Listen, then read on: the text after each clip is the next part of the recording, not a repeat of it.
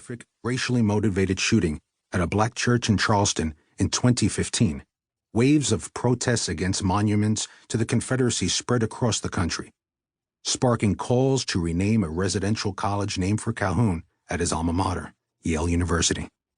A petition to rename Lake Calhoun outside Minneapolis, Minnesota, soon drew more than 1,700 signatures. Meanwhile, in both the United States and Europe, during these same years, elections and referendums signaled a simultaneous revival of nationalism and separatism in the world.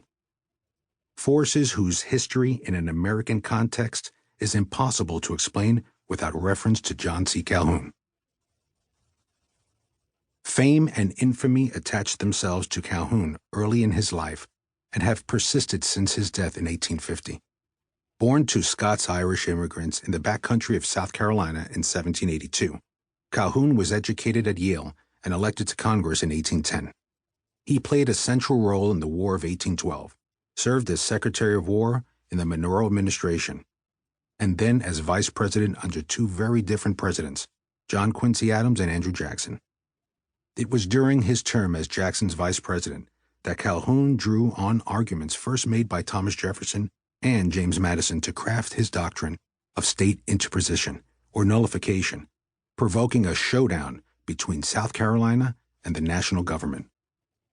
Parting with an earlier generation of Southerners who viewed slavery as a necessary evil, as a U.S. Senator during the 1830s, Calhoun formulated a defense of the peculiar institution as a positive good in a white democracy and became the foremost advocate of slaveholders' right to carry their peculiar form of property into the new territories added by American imperialism in Mexico and the West.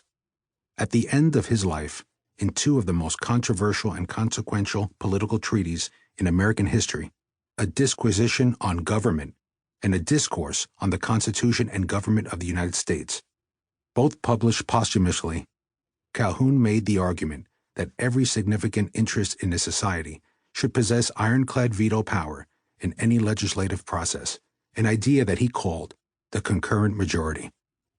Calhoun's aim was to save the Union as he thought it ought to be. But his theories helped lay the philosophical groundwork for Southern secession a decade later. Previous accounts of Calhoun's life are of little help in explaining his sudden reappearance in the 21st century. The prevailing view of Calhoun among historians for the past half-century and more has been that the intellectual father of Southern secession and his ideas were as out of place in the modern world as the slave society he defended. In 1948, Richard Hofstadter dubbed Calhoun the Marx of the master class for his defense of slavery as a positive good, but wrote that Calhoun's political ideas have little more than antiquarian interest for the 20th century mind. Calhoun, Hofstadter wrote, was a minority spokesman in a democracy, a particularist in an age of nationalism, a slaveholder in an age of advancing liberties, and an agrarian in a furiously capitalistic country. Quite understandably, he developed a certain perversity of mind. In 1984, J. William Harris wrote that Calhoun was a pre-18th century Republican and compared Calhoun to a dinosaur who had survived into the age of mammals. Awesome and perfect in its way, but bound for extinction. In a 1993 biography, the historian Irving Bartlett repeated this judgment, writing that dominant tendencies of the Western world move toward human liberty, equality, and nationality, and Calhoun, frozen in time in tiny South Carolina, seemed to defy them all. It is long past time to reevaluate whether John C. Calhoun was indeed out of step with the flow of history. In order to answer that question, we have to consider him anew.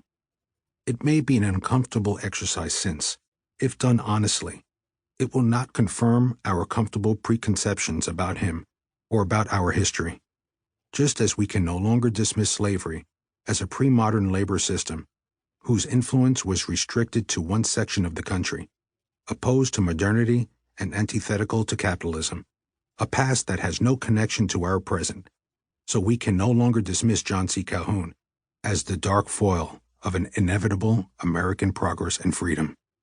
Instead, in any honest accounting, he belongs at the center of the stories we tell about our past. Unlike a monument,